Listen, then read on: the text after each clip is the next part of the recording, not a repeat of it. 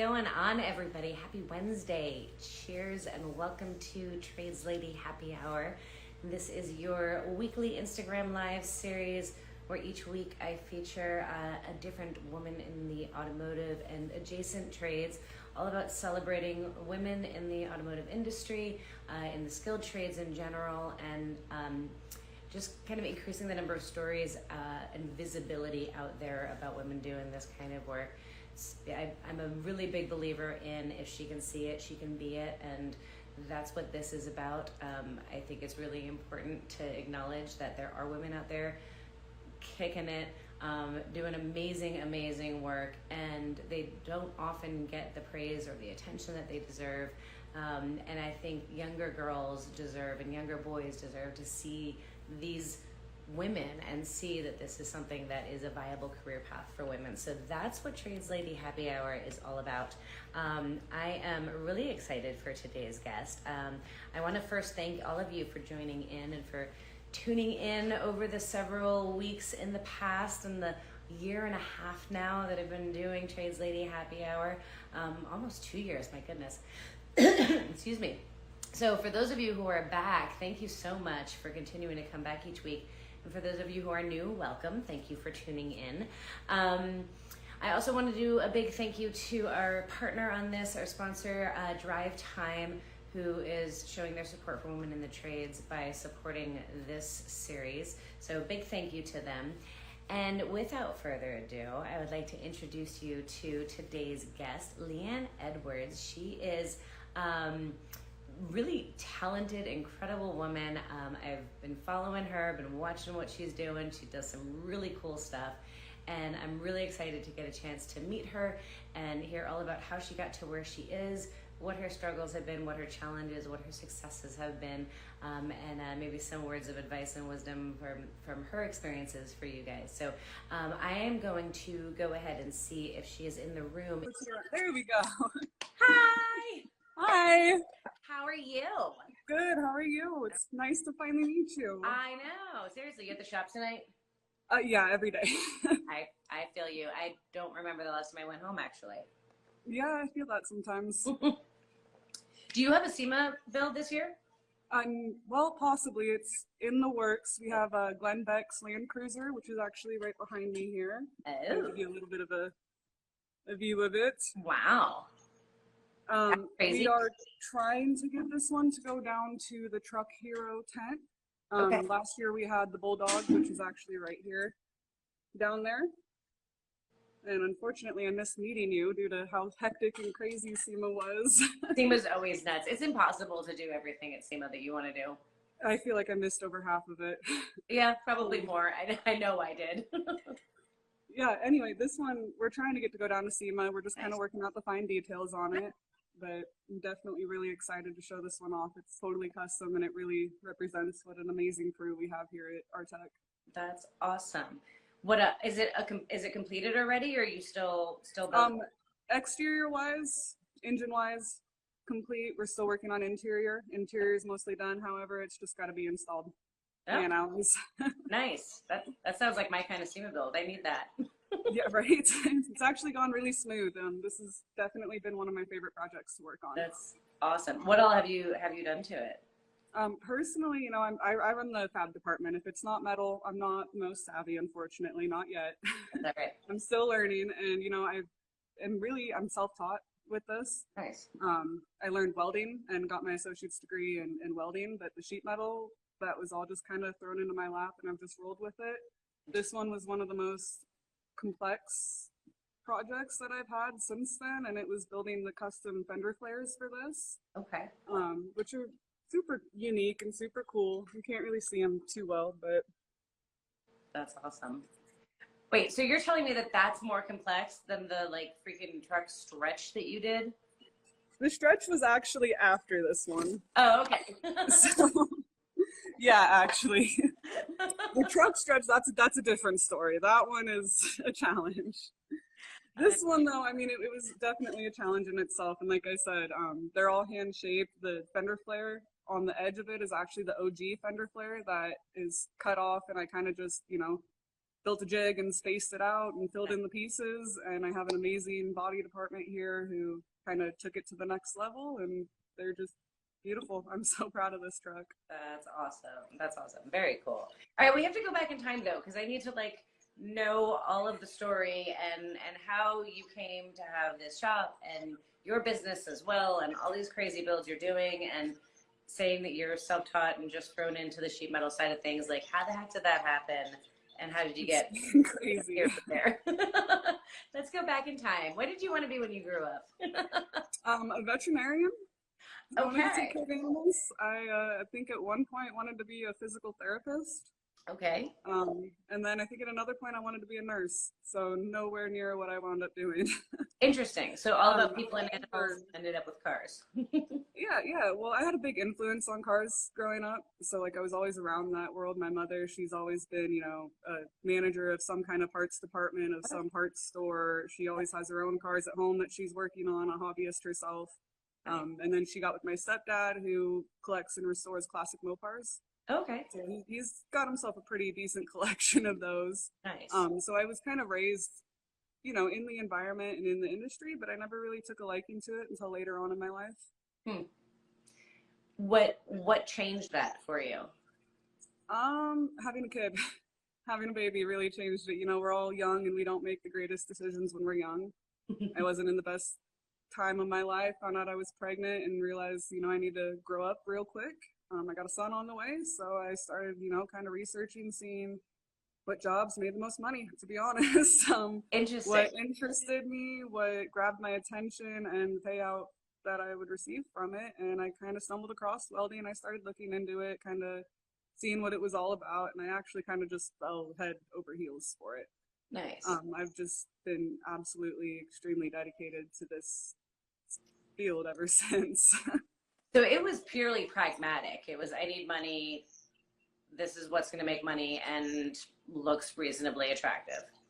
The welding side of it, yes. Yeah, so that's basically it, you know. It's just something I picked. I realized that I needed to go to college and I needed to get a job, so wow. I just kind of, you know, threw the dartboard and wound up with welding, and that kind of started the path and the career that I'm at now.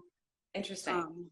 Did you, when you were going down that path into welding, were you thinking of it as something to be used in the automotive world, or were you thinking of like other applications for welding? I was thinking other applications. I actually was thinking shipyard, Okay. which is what I wound up doing originally. I did a lot of structural welding, stick welding, you know, flux core, stuff like that. Definitely not what I'm doing now, but I absolutely loved it. Yeah, it's like the polar opposite. Yeah, total opposite. Total opposite. I actually hate doing heavy welding now. Not hate. I still, you know, enjoy every minute that I'm welding, but I'd prefer sheet metal any day. That's awesome. It's a totally different game. People don't necessarily realize how different the things are. Different process. No, they're extremely different. I did that for a while actually, and I did some tiny homes for the homeless in Seattle. Really? I did some production work for a company who was building those, and those were actually really fun. I mean, I don't hear much people saying production work is fun, but it's well, when you're building tiny homes, it sounds like for a good cause. That's awesome. Right? Yeah, it was pretty cool. We put 200 of them together in about a month, so oh, wow. It was definitely a rush. But you know, after that ended, it led me to where I'm at now. So I'm definitely happy for it. That's super cool. Super cool. I want to go back though to school. So you decide that you want to pursue a path to give yourself a career path. How did you find the welding program, and what is it about it that appealed to you? So my father used to be, you know, he used to be a Navy SEAL. He used to be in the services. So he actually was able to get me, I think it was his GI Bill or something like that, but he was able to get community college basically paid for me. Nice. I'm sorry, one moment. So I was basically just flipping through the catalogs of the local community college and seeing which one I wanted to do. He was trying to push me towards aviation, kind of like aviation mechanics and stuff like that, because I was over in Seattle at the time, and Boeing is pretty big over there. So, you know, guaranteed job forever kind of thing, but it just wasn't striking my interest.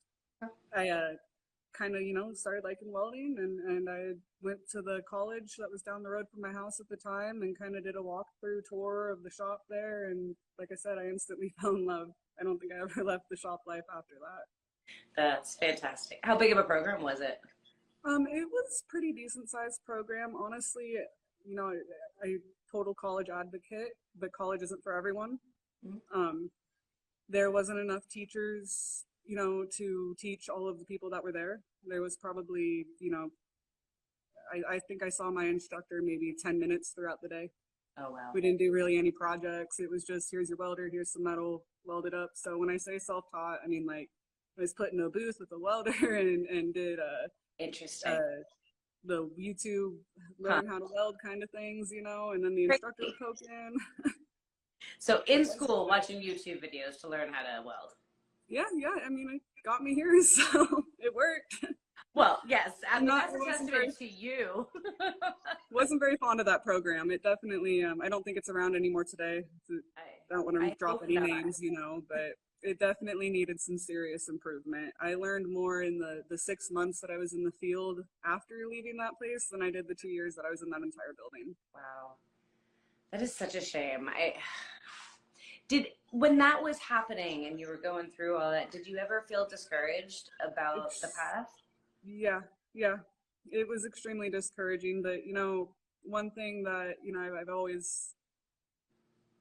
always kind of clicked with is, other people and people around me. So just the community at the school kind of just helped me through it, and there were some great people there, and we just helped each other and taught each other. And, eventually it was just a passion thing, and it wasn't even am I going to make it? It's, I want to go, I want to weld, I want to get better, I want to improve.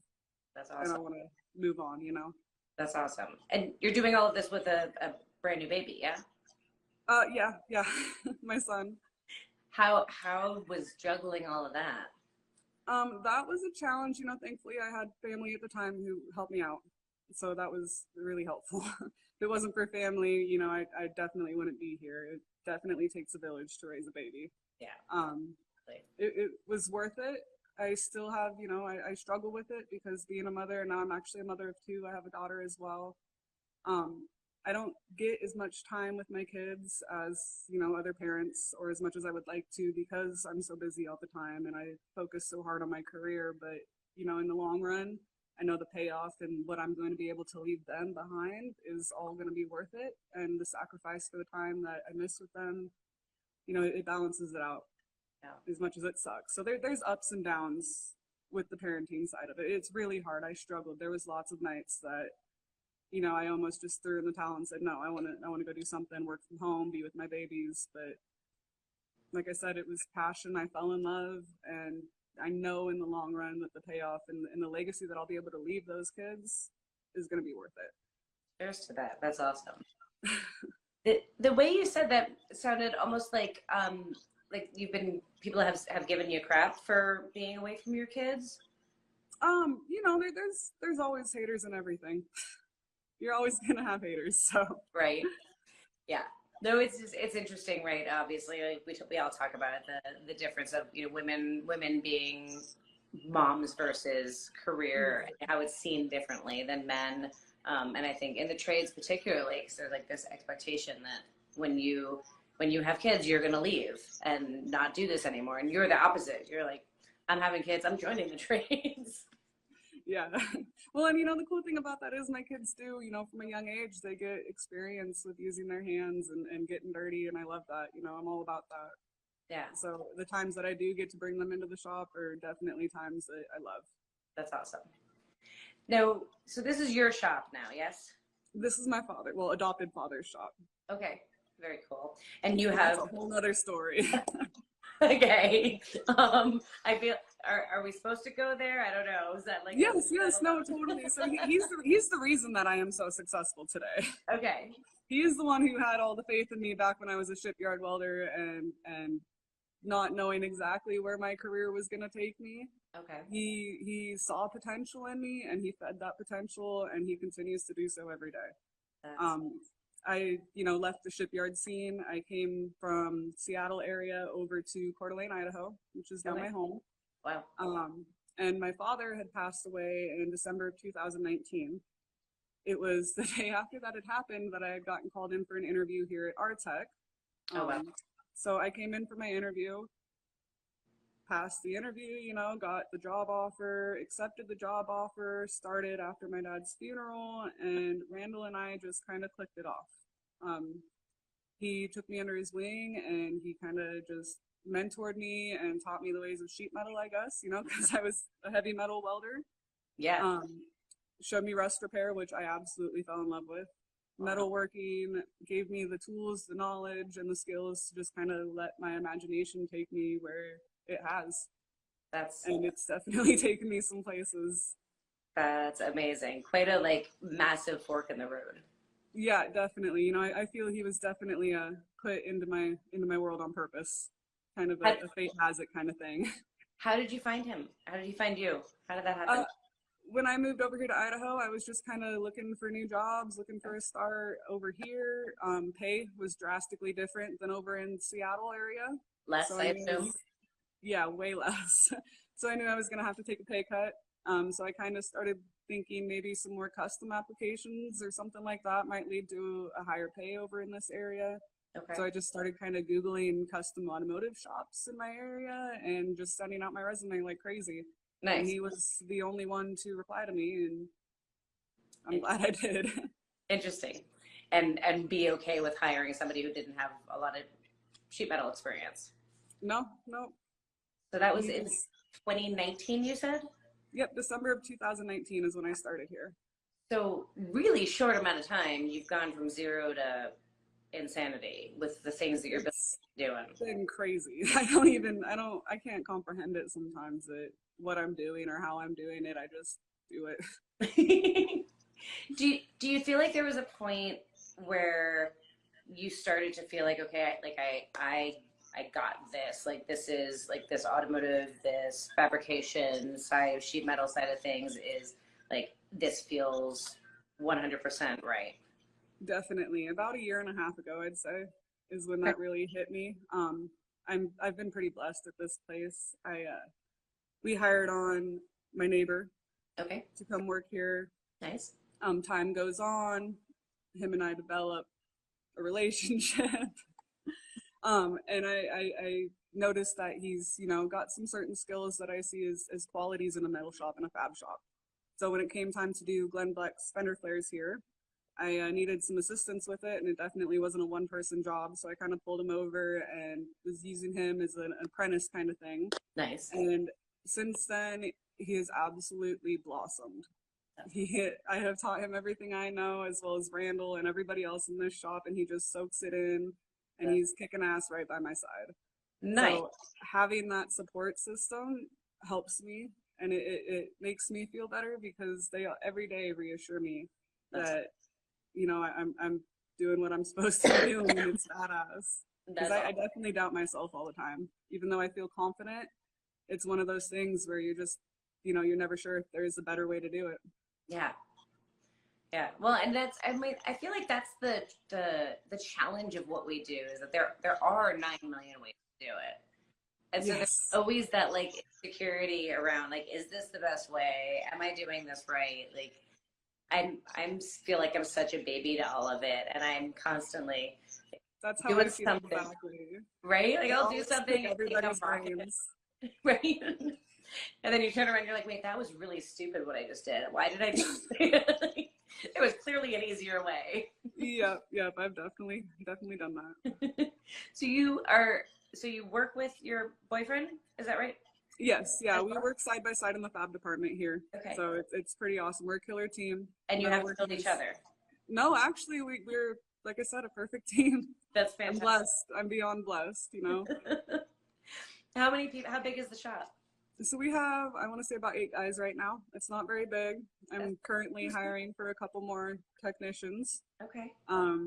We got final assembly, we have paint and body, we have a fabrication department, and then we have an upholstery shop. Okay. The really cool thing here about Rtech is a lot of our guys are, you know, Rtech is all about growth. Our upholsterer who's with us here, he came to us as a fabricator, never sewed before in his life. Oh, wow. Took it upon himself to learn, and now, 2 years later, he runs our upholstery department. He is Wow. top notch in his work. I mean, you couldn't tell his work from professionals. I mean, he's just, it's stunning to see the improvement that I feel this place gives people. It almost feels like not necessarily a school, but it's a very safe environment for people to flourish. So there's a lot of that here. It's so important. And I feel like it's so rare, unfortunately. Like, It is really rare, and it's why I really cherish this company and this place and do everything I can for it.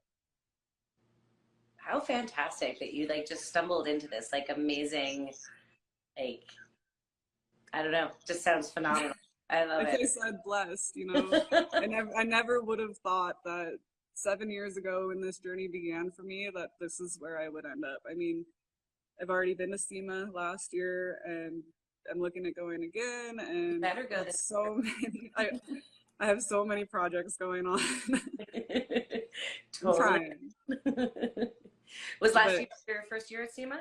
yes, it was. It was definitely overwhelming. Yes, that it is. But what a way to do it. Like first time there and bringing a badass, amazing truck. Yeah, it was pretty awesome, and especially since I had my other half with me and my adopted father along for the ride, it was just one big old family trip, and it was definitely a blast. I love it. Where do you see yourself in the future? I mean, is that obviously that's like hard to say. You didn't picture yourself here however many years ago. So, do you have goals, ambitions where you'd like to see yourself? I have a definite view of the future now. My view of the future, I'm being groomed to take over Rtech fully. This will happen, years down the road, possibly. We don't know. Things may play out differently, but this company is absolutely everything I got. It's my heart and soul. I love this place. I love the products we put out. I love the people that come through these doors. I love our customers, and I don't ever want to have to go through the process of getting another job and doing the weld test and dealing with new people. I'd like to just stay where I am. So I will do everything in my power to make that happen. I believe our tech will be here for years and years to come. Hopefully it's something that I can pass down to my kiddos. That's awesome. How old are your kids now? My son is going to be 7 here in November, and my daughter's 3. Aw, I love them. that's awesome. Are they showing interest in cars, trucks? My son, not so much, but my daughter's kind of following in her mama's footsteps. She's a tough girl like her mom and her grandma was. That's She's fantastic. definitely not afraid to get dirty. We'll just put it that way. Nice. I love it. Um, so I have to ask you about the truck. So tell me about this truck that went to SEMA last year because it was a huge undertaking, and most folks watching probably don't know, or some probably do. But tell us about it. So it's the Bulldog, and it's one of the trucks that was built before my time here, but it is so badass, and I love it. It's a K50 Blazer, so it's definitely a custom truck. It's just a truck bed buried up to the back of a Blazer, basically, and then lifted sky high and 4 linked out with every suspension goodie you can think of. It Nice. was a blast to drive that thing down the strip in Vegas. Oh, I bet. Um, it's actually, unfortunately, not our truck. It's a customer's vehicle. Most of our vehicles are, so it'll be going back down to California here very shortly.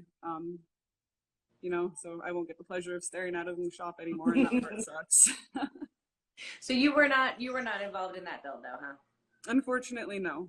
So I've seen a couple of the vehicles that you've been working on showing like hood stretches and all sorts of crazy complicated stuff. What's I know you said the fender flares were a huge undertaking. That Are was they kind of the start. still okay? So what's the most complicated thing you've done now? The most complicated to date that I have done is probably the 1953 Chevy Crew Cab that we have here. It Okay. started out as a single cab, but we cut and stretched it into a crew cab. And then on top of that, once we turned it into a crew cab, the owner of the company, Randall, kind of looked at it and goes, I really think that this would be a really cool truck if we split it down the middle and widened it by a foot. So that's exactly what we did. We cut that thing right down the middle of it, jigged it out, widened it by an entire foot, and basically it was just filling in the pieces. And my goodness, working with a truck with older metal and trying to put new metal into it. I mean, you kind of know how that goes. I do. Stretching everything was very much a challenge. The hood was, more so a bonnet back then. Yeah. It was just for looks. There was no strength to it. So when you add a whole foot down the middle, you got to add structure too. Yeah. So it was a whole project on the hood. Dealing with that right now, actually. I was looking at some of your pictures and I was like, oh, that's smart. Yes, it definitely, it was a challenge. Took multiple minds on that one. Oh, The front grille was another story. That was probably the hardest part of the entire vehicle. Really? In what way?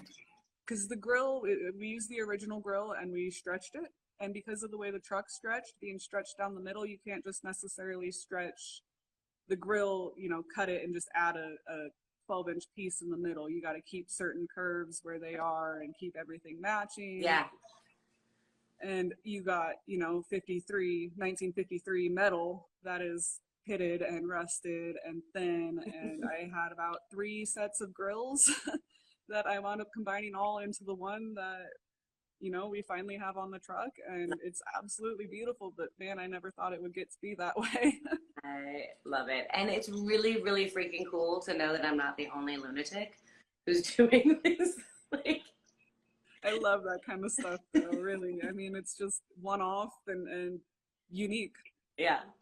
So do you guys generally come up with the ideas and then customers, sell customers on the idea, or are they coming to you with ideas, or is it a little bit of both? It's a little bit of both. So we have a lot of people who come to us interested in some of the trucks that Randall built when he was starting out, which is the Ponderosa and the Duke, the Cowboy. So kind of our legacy trucks, which is our crew cabs. And so we actually have 3 Ponderosas currently. Okay. 2 are in the shop now, about, in our final assembly department. Nice. So we do have customers who reach out to us wanting duplicate trucks of those. We have certain customers reaching out to us who just want certain builds, and they just work with Randall to create their dream truck. Nice. And then there are just some ideas that Randall will come up with and pitch, and somebody will grab it and we'll just take off running with it. We have a fully functional 4th-door Suburban here in the shop right now. It's got like a 572 Chevy in it, I believe, all jacked up, 4-linked out, and it's got a really cool paint job. It's like mimicked granite marble kind of thing. But that was just one of his ideas and one of his side project shop trucks.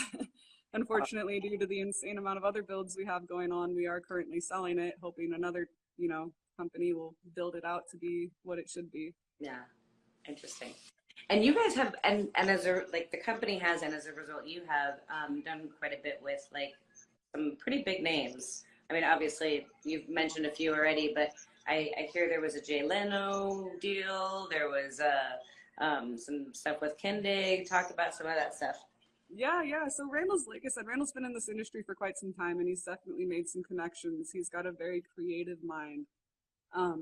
He has been back on the Jay Leno show. I can't really remember the dates off the top of my head, but with the Duke and the Ponderosa, he invited him out to do that. It was him and his wife. And he's also been on Bitchin rides. We just recently did an episode on the Ponderosa with him. We've done, magazine articles here and there. We really just kind of anything that comes our way, he kind of just takes on. Do you get to be involved in a lot of that stuff, or? Now I am. I'm starting to kind of form more over into that kind of stuff, but I'm not really much of a people person, so I'm training myself. Okay. I was gonna ask how you like that, because it's different, right? Doing it's the work. Extremely different from shop life. Yeah, doing the work is one thing. Talking about doing the work is another thing.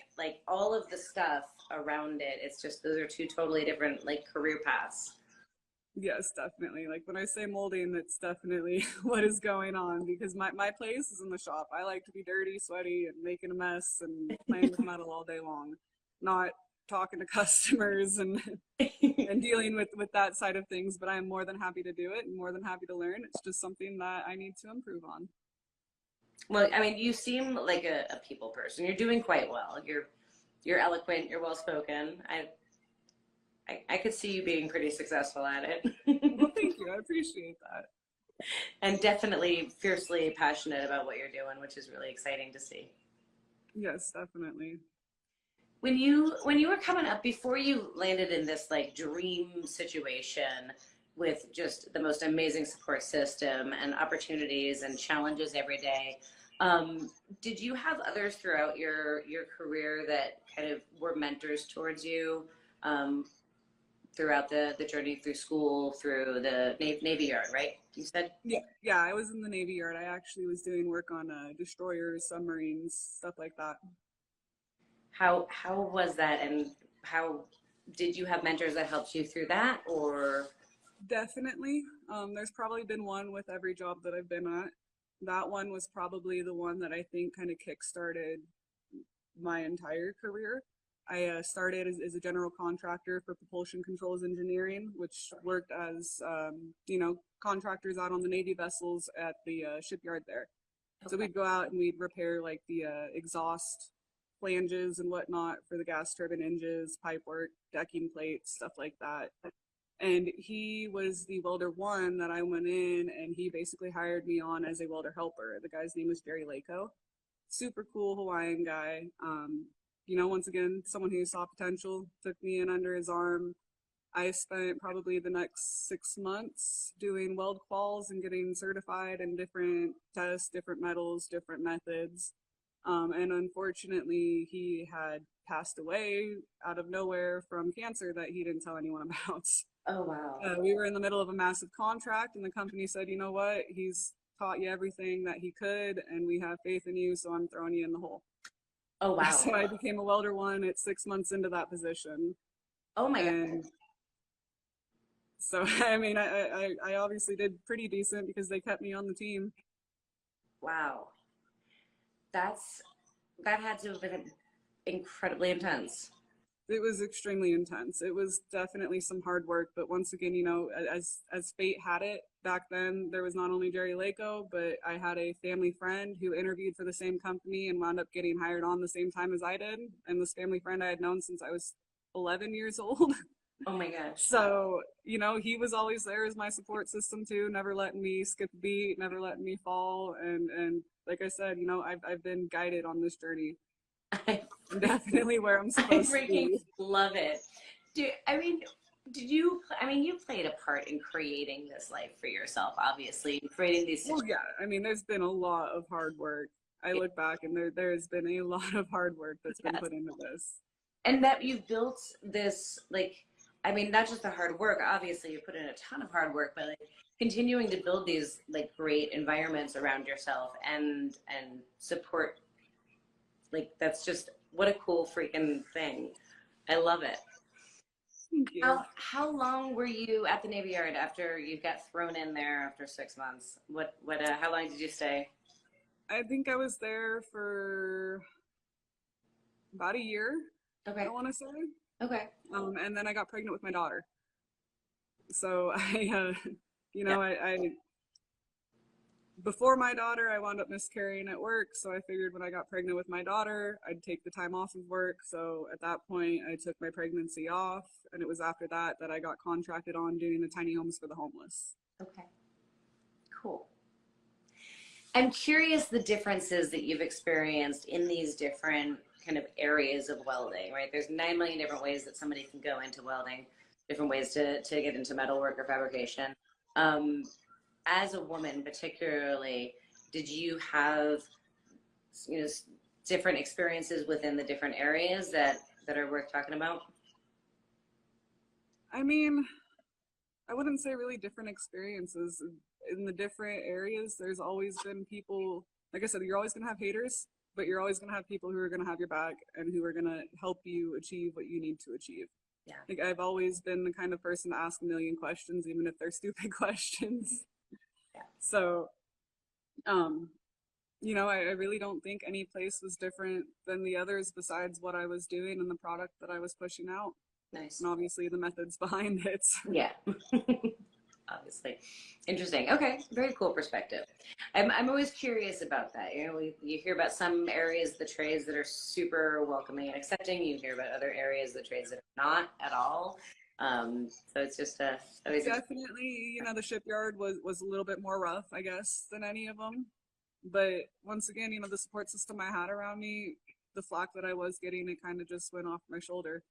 I learned how to deal with it real quick. You know, I've when I was in the shipyard, I used to wear a ball cap, keep my hair short, and wear boxers so that I would just avoid, you know, if I bent over, it was boxers showing. I had a hard hat on. They thought I was just another dude. Yes. So I always just tried to blend in, and it's worked pretty well. I was so all about that when I was younger. And you're a lot younger than me. I thought that was a much more of a thing of like my generation, where it was like we wanted to just like blend in and disappear and like don't draw any attention to the fact that we're women. Like I think I have an old soul. I would agree with that statement. That's awesome.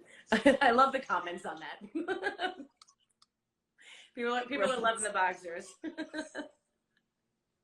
It is though. Like it's at least for me, like I didn't want to draw attention to the fact that I was a woman. Like, yes, I'm a woman. Let's get over it. Okay. Exactly. That's how I feel.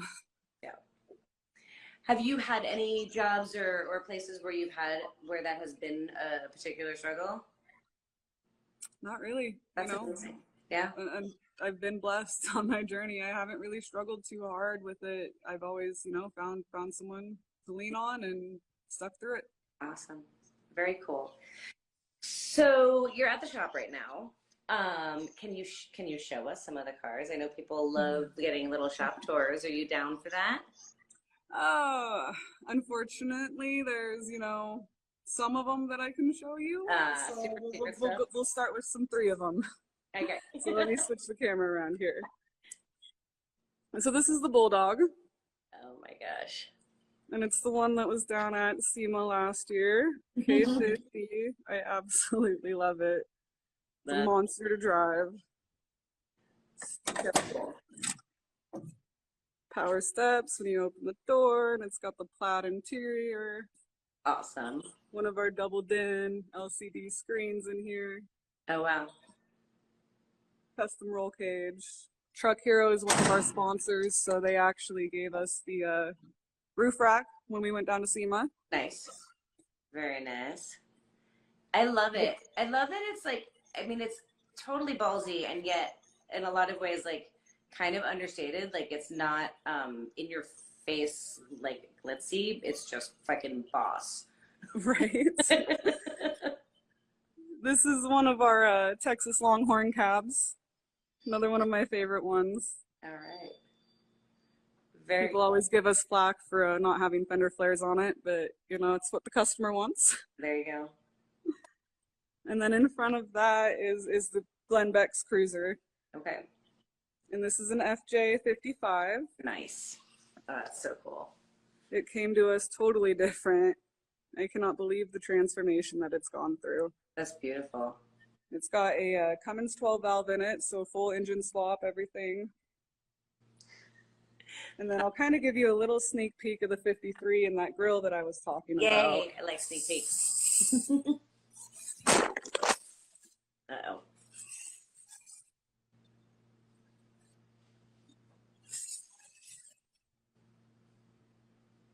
Ooh. So that's the grill and the hood that we were talking about. Yeah, I can see the challenge there. Yep. Yeah, it was definitely hard to keep all of the curves and everything where they were supposed to be. That's incredible. That is super cool. Thank you. So that project is still in the works. Yep, that one's still in our final assembly department. He's Okay. Actually got a couple vehicles with us, so we're just finishing up one of his other ones, and then we'll finish that one up next. Nice. So are you, now that you're like involved in running the business and being, you know, working on moving into that more and more, are you still getting to be really hands-on with the fabrication? Are you still doing all of that work? And I am. For the most part, you know, they still handle the majority of the booking, I guess. Okay. And that kind of stuff. I more play a role here as a shop foreman. Okay. I run the fabrication department, and I spend as much of my day as I can in there. Unfortunately, I do get pulled in a million directions. I do a lot of project planning, making sure the guys have, you know, what they need, and the parts department has what he needs to get them what they need, and, you know, so on. Yeah. That's a ton. I was gonna ask, like, how the heck do you balance all of that doing? Having a small crew helps, and I have guys who are pretty self-sufficient, so it really helps not having to chase them down or remind them to do things. That's good. So what are you currently working on fabrication wise? If that car is still in the works, but is it in your arena at the moment or area at the moment? That one's moved on to final assembly. Today we had a little bit of framework that we were working on, fitting the Ponderosa 3 that we've built onto its chassis, doing Nice. a little notching and fish plating and getting our cab mount set and everything where it needs to be. Nice. So a little bit more heavy duty, not sheet metal, but still loved every minute of it. What's your favorite type of thing to do now? Rust repair. I could do rust repair 24/7. Really? Why so? I find joy, I guess, in taking something that's rotted and most people would just throw away and turning it into something beautiful that people are in awe over. Awesome. I like it. I bow down to you for that. That is not for me. I mean, I get the appreciation of it. Like, I totally get the like transformation thing. I'm all about that. But I'm if I'm gonna change it or redo it, like I just want to make it different. I don't want to bring it back to what it originally was. I feel that. I definitely, it's my niche. There's something about it that I just love to do. I could do it 24/7 all day long. I would ditch everything else for it. Wow. Interesting. That's really cool. And awesome to have found that thing that totally just is everything. Yeah, definitely. Very cool. So we have potentially a car coming to SEMA this year. You're hopefully going to be at SEMA this year, yes? It's more looking like I'm probably not. Like I said, we have so many projects going on at the shop that I don't really know if I can escape. Boo. I want to, but I'm not sure if it's going to be in the books for this year. Yeah. Next year is definitely a for sure. It's the year that I really would like to have the 53 down there. Yeah, and we got to meet in real life at some point here. Most definitely. I really wanted to come down when you guys sent over that invite, but yeah. Unfortunately. I get that a lot. And your mom, you're running a business, you're running a second business, your own shop. So how on earth are you freaking surviving? Like, I thought I was crazy and insane. How are you doing it? It's just everyday life for us. It's family, I do Rtech Monday through Thursday, and then I do Lady Built Customs, which is just something on the side that, I'm doing to just get some money to build our home. So I do rust repair, all sorts of different kind of metalwork projects, and fortunately I'm able to have the knowledge to do so. Yeah. So I do that on Fridays and Saturdays, and then I try and make Sundays family time. I love it. I like to have the kids at the shop as often as I can on the weekends, where it's not dangerous to them.